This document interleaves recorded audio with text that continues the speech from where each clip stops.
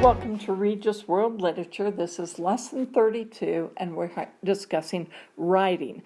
Now, we're going to base this lesson, as we did the last one, on the short story Ilyas by Leo Tolstoy. So you've already should have downloaded that and followed through the last time as we talked about the narrative essay. Now, let's talk today about how the narrative essay differs from the theme essay. We want to take that thinking and convert it over into a theme essay, and I want to explain the difference. Now, the goal here as we're doing this lesson is to understand that the more you do up front, the more clearly you can outline an essay and think through its parts, the faster you will be able to write an essay. Okay, so we're trying to push the preparation or the writing of the essay to the upfront thinking. And even when you don't outline it on a piece of paper, you will learn to outline it in your mind. And boy, when you've learned to do that and you start thinking through what are all the elements I'm going to put in every paragraph, writing becomes fun. It becomes a lot easier for you. Now, you might even at that point still lack some skills, some punctuation skills, some spelling skills, but those things are something separate. The big thing is to be able to learn how to put your ideas, make strong points, and how to weave them together into good paragraphs to make an essay. Okay, so last time what we did in the narrative, recall, was that this is review, the narrative essay was chronological in development.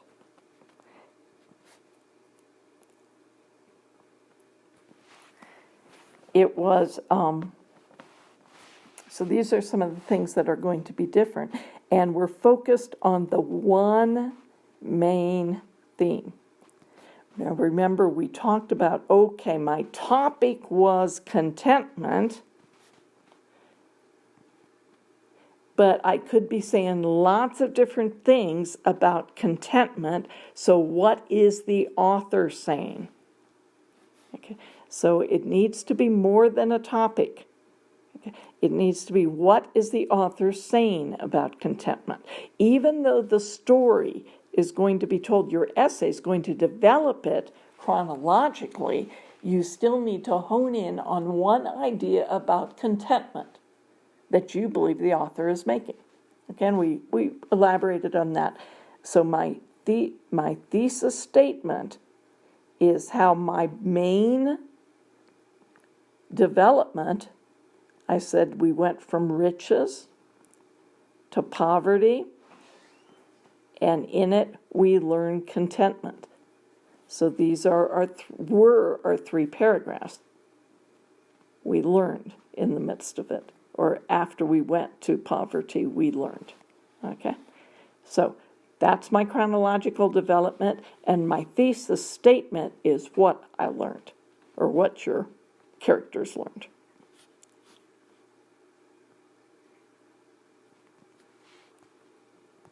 Now I want to focus on how that differs from an analytical essay. Okay? An analytical essay gives you a chance to push harder on the thesis. In other words, you have to analyze it more carefully. So a narrative essay is easier than an analytical essay. You just need to, in some ways, they're the same. In both, you want to have the title and the author. In both, you want to have some background information in the first paragraph or the introduction. In both, you want to have a conclusion. And in both, every body paragraph wants to, as a rule, and you're going to follow under the rule, wants to have 3 examples and a quote. Now, so how do they differ? So that's how they're the same. How do they differ? Okay. We want to instead pick up our theme or our topic of the theme, which is contentment, and rather than just stating our best sentence about what he wants us to learn about contentment, we want to break this apart. what are several lessons, in particular, what are 3 ideas about contentment? You see how it's more analytical? It requires you to think a little harder. I want 3 sentences the author would give me if he were standing across the table from me and he were teaching me what he wants me to know about contentment. Okay.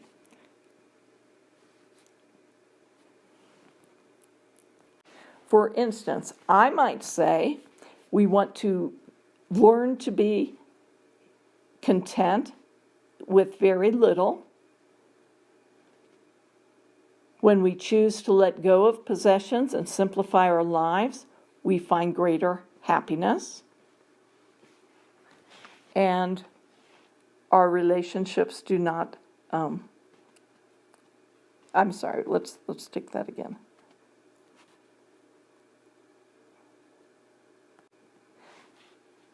Sorry, I got ahead of myself. First thing you do, after you know your topic, you want to narrow the topic. In other words, I'm going to try to express what I think the best sentence that reflects what the author thinks about contentment is. So narrow the topic. So here's my first choice. I'm going to write something. Okay, let's say my first whack at what I think Tolstoy is trying to say in this story is learn to be content with little. I can't just say learn to be content with anything because that's not the point of that story.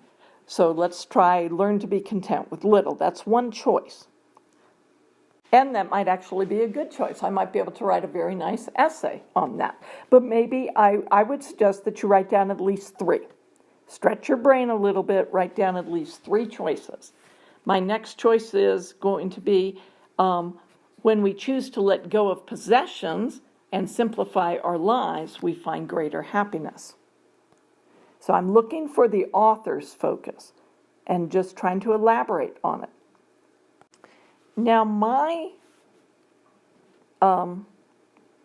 suggestion, what I would always suggest you do is get at least 3. And remember that I am not looking at what I think the best lesson on contentment is. I might not agree with his. I might think his is just a partial. You see how this is analytical? You might choose to agree with it, disagree with it, or partially agree with it. But that all goes to the conclusion. Right now, the paper will be on the author's focus, not on yours. So you should do a third one here. Go ahead and pause and write one more idea in there. That's your idea, okay? But all together, we want 3. Now, I'm going to, and then I'll choose the one we want. You might choose number 3, but for our illustration, I'm going to then choose this one. Now what do we do? So that's going to be what? My thesis statement. Now, other things to include in the introduction, you already know them.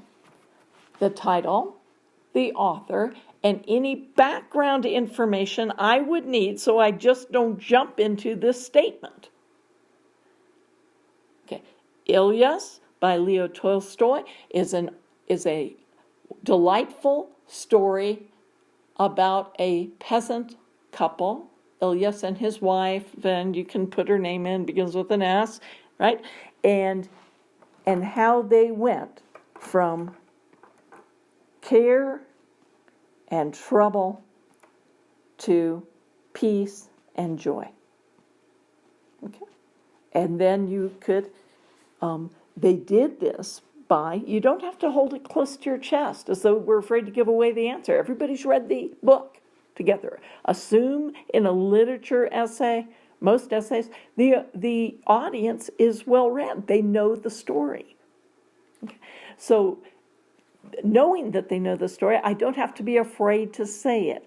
As they lost their possessions, they found contentment.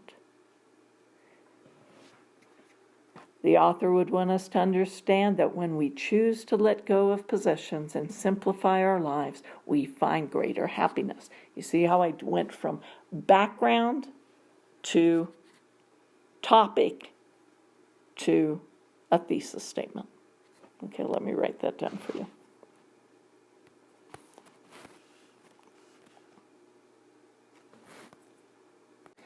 Now, I take the thesis statement I choose, and I look at it, and I break it into 3 parts. Okay. Say it, there's 3 steps. Make 3 steps, or 3 parts, or 3 ingredients. The one I'm going to choose is when we choose to let go of possessions and simplify our lives, we find greater happiness. Now, I could pick that up and just say, okay, we're letting go of possessions. How did they do that? We're simplifying our lives. How did they do that? They found greater happiness. How did they do that? Or I could ask myself, why? Why does doing these things lead to greater happiness? And think with your mind about what you think the story shows. Well, 1, the focus is not on caring for and protecting stuff. Okay, the focus, a lot of energy, now you can write this a little better, right? But the energy of our lives is not wrapped around stuff. Okay.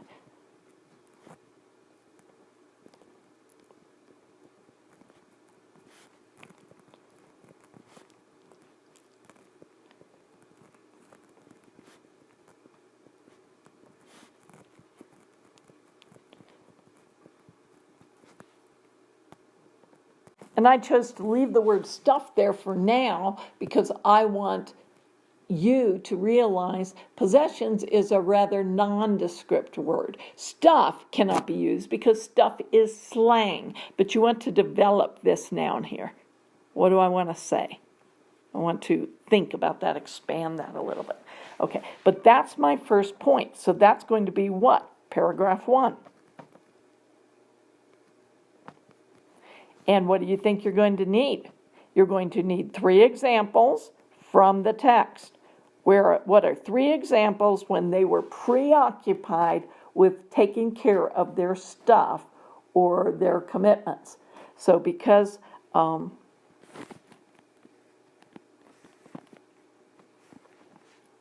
we might say our stuff and relationships and commitments, simplifying our lives, our responsibilities, right? Okay, so I could find 3 examples. Well, the times they stay up late at night worrying about whether or not the animals would birth correctly, or not roll over onto the babies, or when the hay crop was threatened, or when they had to worry about what to serve their guests when they were having a party, all these things. So you give your examples and you choose what you consider the very best quote. Now, do not take your quote, if it related to your examples, if it doesn't add anymore. In other words, if I have a good quote, but I've already explained these 3, and maybe the quote is related to this one here, but the quote doesn't say any more than I've already said, don't use that as your example. Okay.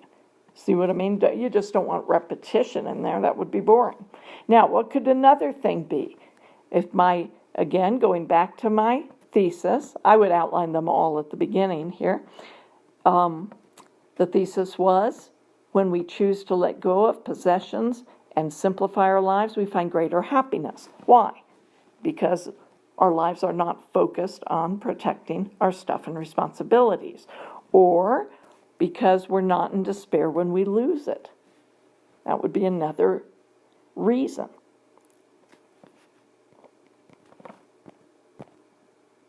What do you think is going to go next? So this becomes the topic sentence of paragraph 2. What do you think you'll need? 3 examples and a quote. Remember, I'm not thinking of my own examples. I'm always tying it back to the story.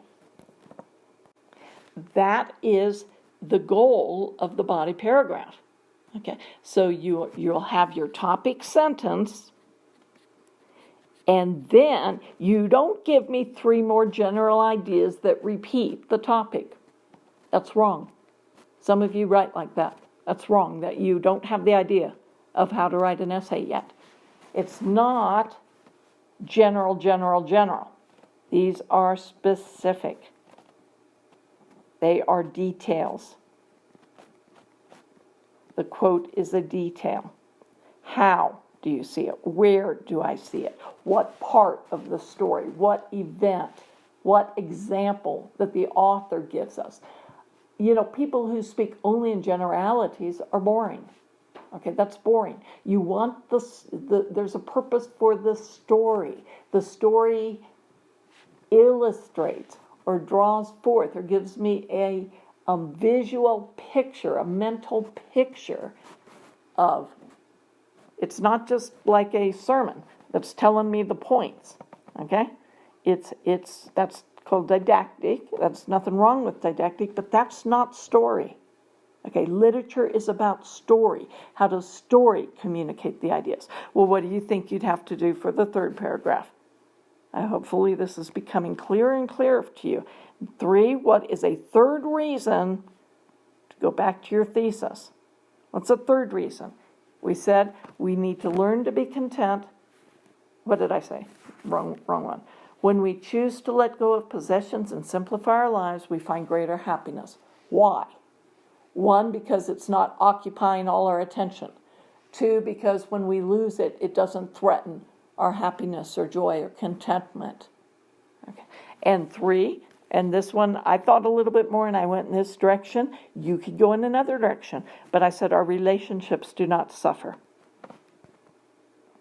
Now notice I did not have a specific part of that story that keenly focused on relationships, but that's a 3rd reason that we would maybe want to let go of our possessions and simplify our lives. Can we think that did the author though, did I make it up out of the air, or did the author also talking about relationships? Yeah, he talked about his one son who got spoiled. He talked about his other son who moved away, so they were left all alone. He talked about the friendships that were preoccupied with how to serve the people and do what the people expected. Okay, what do you think you need then? Example. What are my examples? Specific points in the story that talk about relationships. And a quote. Now, when you get to the conclusion then,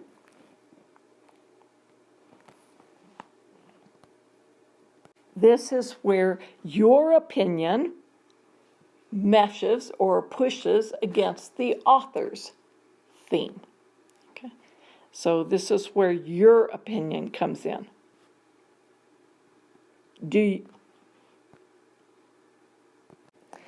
Now, this is the question you're asking yourself is, do I agree with that thesis statement?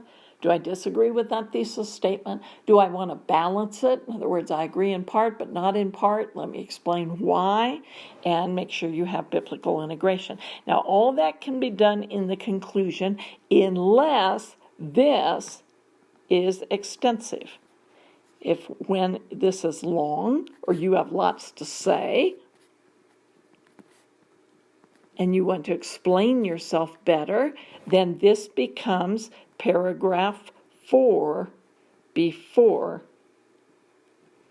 the conclusion. Because the conclusion should not be trying to develop longer ideas. Okay? So I think that's pretty clear. Now, before you leave then your notes, I want you to do what?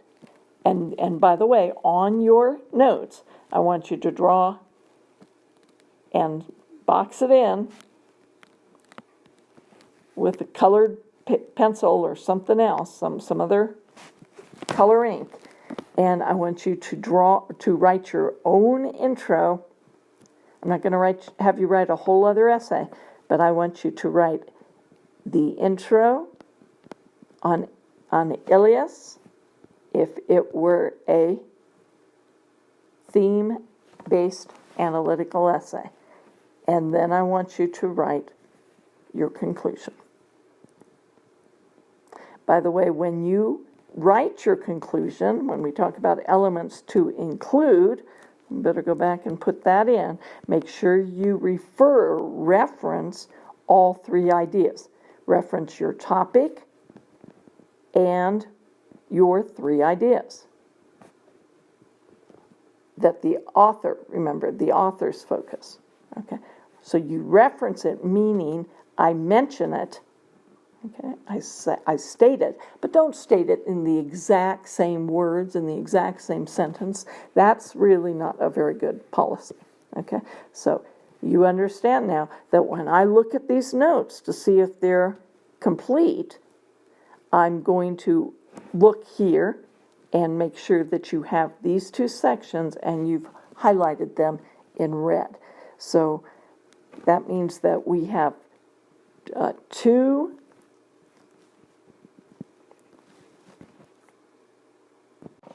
Okay, so that's all we have to say about writing.